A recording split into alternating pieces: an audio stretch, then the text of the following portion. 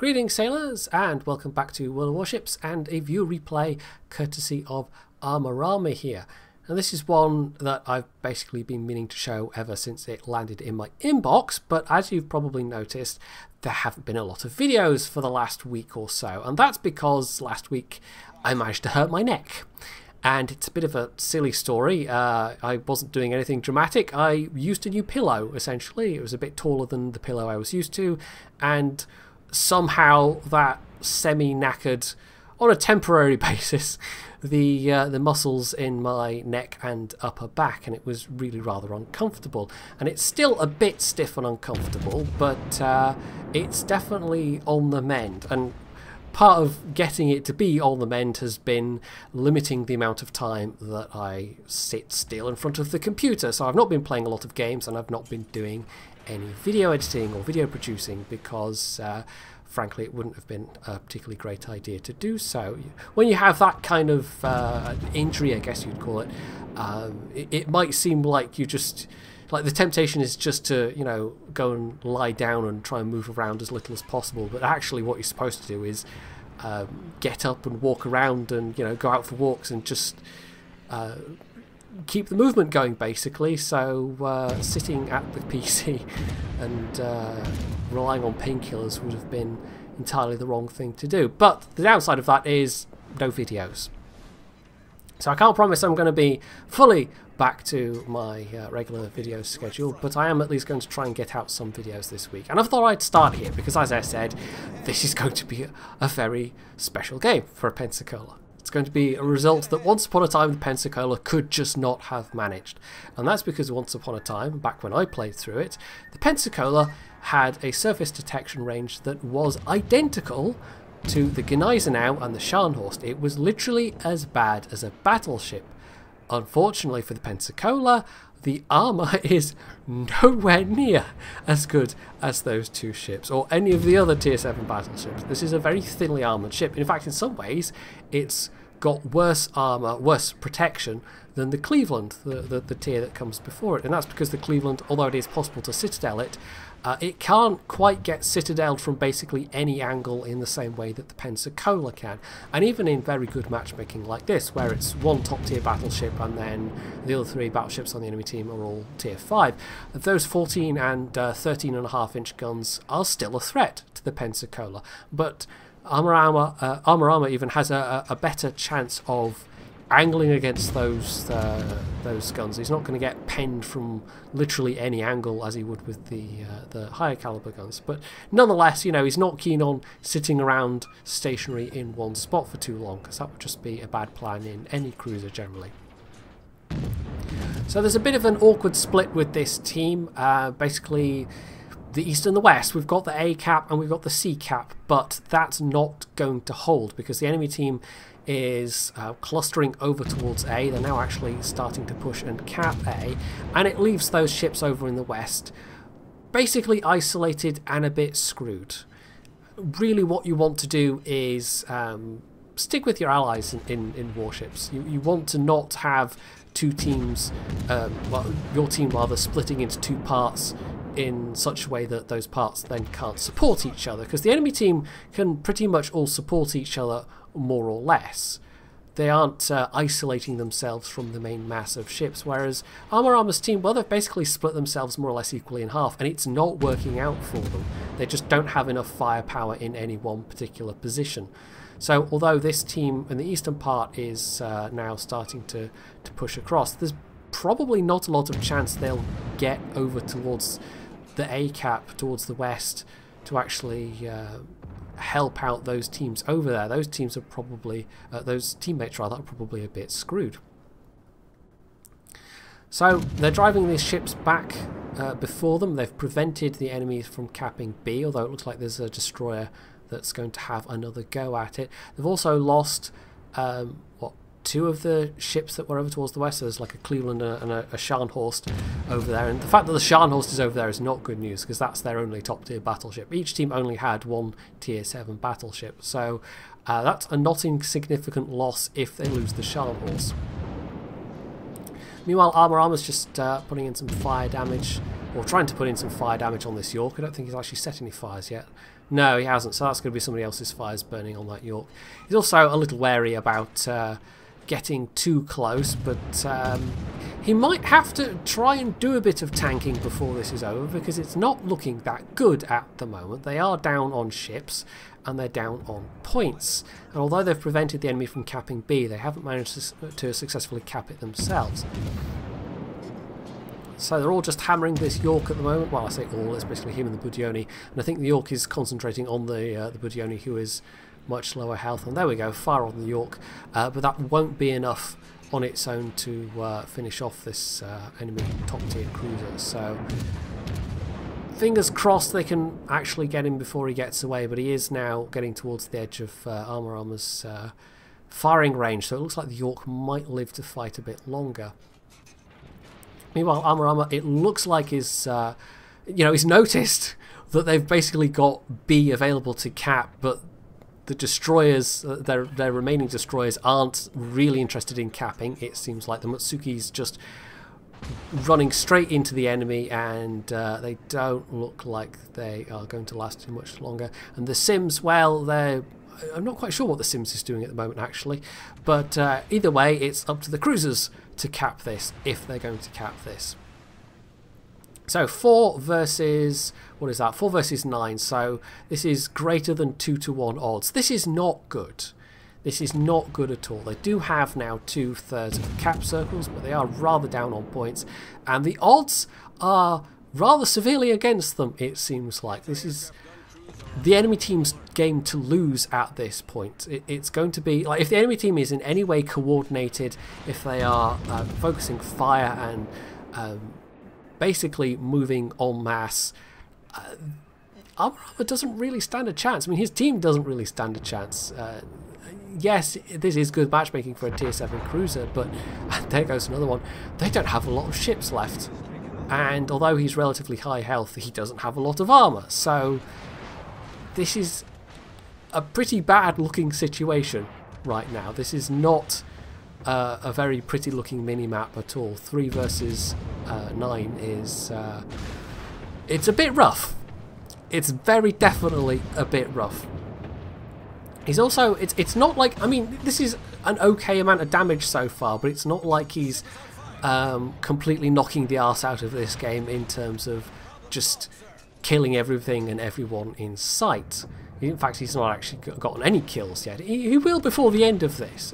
But, you know, the fact that this does have good guns is quite useful. But he's not really had any particularly juicy broadside targets in terms of cruisers to use his AP against. Apart from that Omaha, who's now just sat stationary. That might be the first target that's actually it's been worth using AP. But so far he's mostly been sticking with the HE, which is really the safe choice, because if you're switching focus often, then you know, HE is hopefully guaranteed to do a bit of damage either way, and if you set a fire, that's even better. But, you know, with these 8-inch guns, even against battleships, it is worth using the AP. So if you get a broadside battleship to fire at, then it's all well and good. So it looks like the Sims is making a play, but the Sims is also almost dead. They did get a 3rd and final kill before they died, though. So I'm not entirely sure what the Sims was doing, but they at least killed some enemy ships, which is more than most of the team can say, including at the moment, in fact, as well, Armour, because he still hasn't killed anything himself either. So yeah, the Sims might have done decently well on the scoreboard, but of course you've got to remember that the Sims also gets that XP multiplier. It's kind of like the Churchill 3 of World of Warships. It gets a bonus to how much XP it can make. So 2 now. They've eliminated a couple of ships. I think the Scharnhorst that was over in the western has basically been falling back for most of the game thus far. You know, they've managed 2, the Sims managed 3, one of the other battleships managed 1. So they've taken some down, but these are still not good odds, but they're at least better odds than they were before. What's also good news is that these closest 2 ships are also quite low health. So there's a chance here for Armour to pick up another pair of kills and get some points back, because it's closer than it was, but the enemy team is still in the lead. And the reason why it's closer than it was is because they've held onto these 2 cap circles. In contrast to what I was saying about if the enemy team had, you know, acted decisively and moved together, they could have easily pushed in and capped B. They could have mobbed that Scharnhorst. They could have overwhelmed Armorama without too much difficulty at all. And instead, what's left of the enemy team has been very indecisive. They've kind of milled around in what might be a fatal way if this match goes the distance. Because having 2/3 of the cap circles, even though they've killed more of the enemy team, you know, in the long run, more cap circles can absolutely be decisive if you're just not killing things fast enough. So fortunately for Armorama, that York stuck to HE the entire way. If he'd fired AP at that range, it could have been extremely dangerous. Also, fortunately, the Congo to the north has been concentrating on the Scharnhorst, who has now just died. So he hasn't had to worry about getting any battleship fire in the side. This Cleveland is also nice and broadside, and this is a prime candidate for the AP, and there we go. So that's those 2 cruisers taken care of. He's lost a big proportion of his health in the process, but they are now actually finally ahead on points. And there is now at this point an outside chance he could do this. Maybe. It all comes down to the enemy team.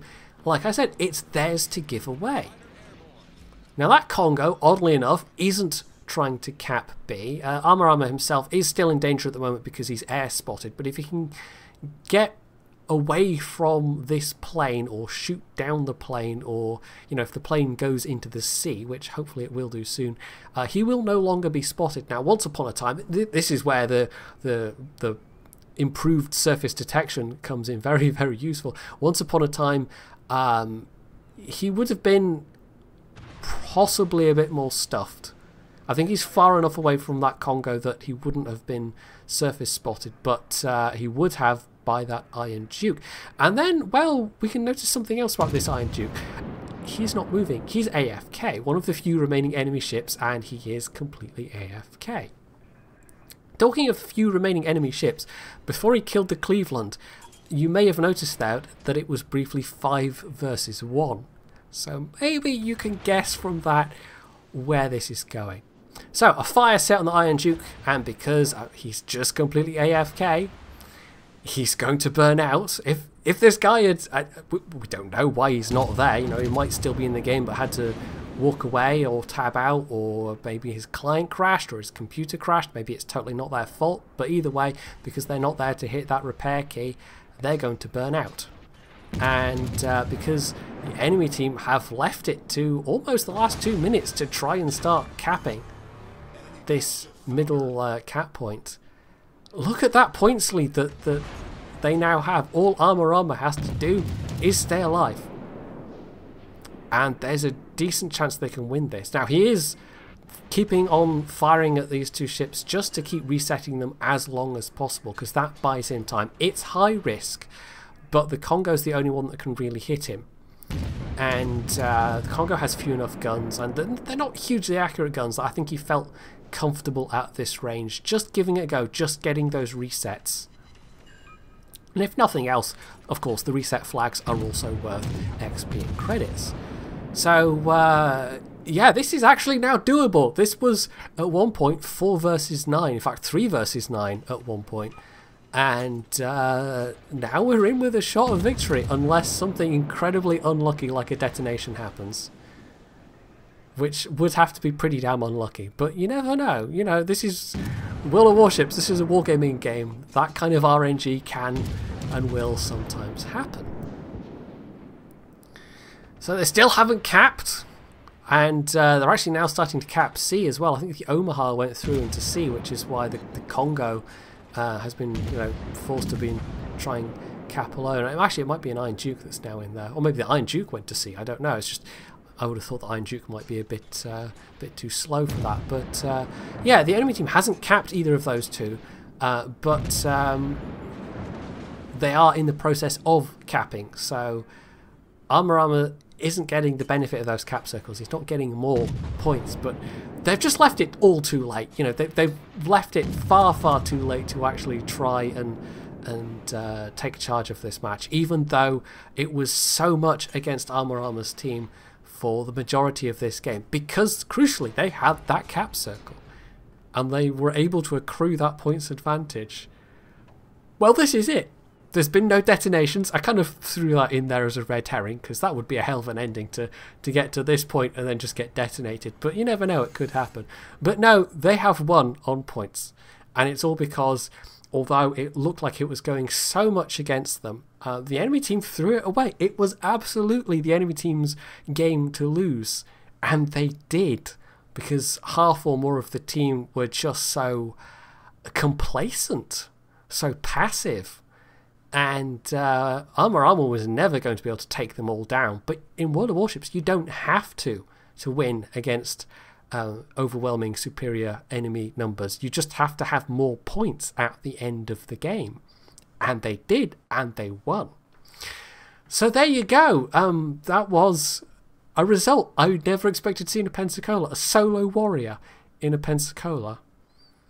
And yeah, the enemy team gave it away, but the enemy team can give you all of those circumstances, you know, the best circumstances in the world, but you have to take advantage of them as a player. You have to not do something silly. You have to not throw it away. You have to still play smart, take that advantage, and run with it. And Armor absolutely did.